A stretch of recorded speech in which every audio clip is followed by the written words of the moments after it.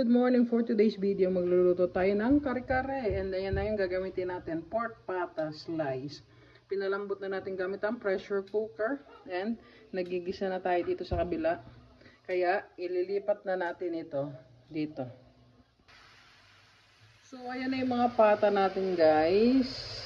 Gigisa lang natin yan kasama ng ating mga aromatics. So bibigyan lang natin ng konting sear. Then, lalagyan na rin natin ng mga flavorings na paminta and patis. While searing guys, doon na natin nilalagay yung mga pampalasa para manuot talaga yung lasa. Nalagyan ko na yun ng paminta and next time na para sa patis. Konti lang, pag kulang ang lasa mamaya, tsaka na lang tayo magdagdag. Mas mabilis magdagdag kesa mag-adjust ng lasa dahil napasobra. Yan guys, dahil na-sear na natin siya kahit paano, mga brownies nang naganap dyan, hindi na lang natin masyadong magalaw dahil masyadong malambot yung mga karne na madudurog na. Lalagay na natin itong na-extract natin sa bao kasi nandito lahat ng flavors niyan. Ayan. Kasi nandiyan lahat ng flavors niya. So hintayin lang natin yung kumulo. So, kumukulo na guys ang ating pata. And habang kumukulo siya, ilalagay na natin ng Mamasitas Kare-Kare Mix.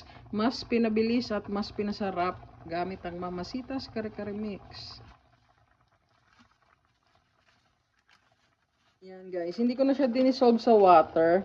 Kasi matutunaw pa rin naman yan dyan. Kasi kumukulo rin naman yan. Pero sa instruction ng Mamasitas, kailangan i-dissolve sa water. Kanyang way tayo. Then dahil maraming nandito sa may taas, lalagyan natin ng sabaw yan para makuha. At dahil nailagay na natin ang ating mamasitas, dinagdagan ko rin yan ng sabaw pa. Inubos ko na yung sabaw. It's time na para ilagay ang ating mga gulay. Para sabay-sabay na yan maluto dyan. Talong kasi medyo matagal maluto ang talong. Tatlo lang ang gulay na ilalagay ko. Sitaw, pechay, and talong. Pero yung iba naglalagay pa ng puso ng saging. And ako, hindi na kasi wala akong makita nun sa talipapa. And hindi rin naman kami masyadong kumakain nun. Kaya yung mga kinakain lang namin na gulay ang ilalagay ko.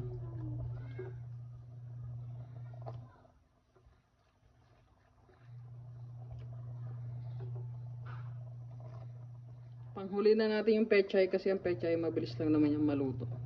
Konting lublob lang naluluto na. Hi guys, as you can see guys, sobrang labnaw ng ating sabaw dahil marami pang water. Pero pag nag-reduce yan, sabay na rin yung pagtikin yan. Yan ang power ng Mamasitas. Hindi nyo na kailangan lagyan ng mga pampalapot. Dinagdagan ko ng sabaw kasi nagdagdag tayo ng mga gulay. So, yun yung magpapalambot sa mga gulay. Yung sabaw.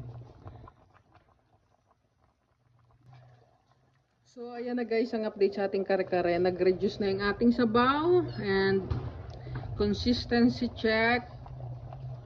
Medyo malapot na, di ba? Pero kulang pa, konti pa. Ayan o, konti pa. Habang may nagtitinda ng taho. Dahil ganyan na yung consistency ng ating sabaw ng kare-kare or yung sarsa niya, pwede na natin ilagay yung pechay. And nailagay na nga natin ng pechay, hiniwa lang natin sa gitna yan. Nasa sa inyo kung gusto nyo ng buo, pwede nyo hindi hiwain, pero kami gusto namin ng hinati sa gitna para hindi ganon kalaki. Kanya-kanya tayong trip sa buhay. And ayan nga, medyo nalubog na yung ating pechay sa sabaw. And after ng ilang minutes, maximum na ang 2 minutes, okay na ang ating kare-kare. Luto na, kainan na! If you like this video, please like and share. Thank you for watching. See you on my next one.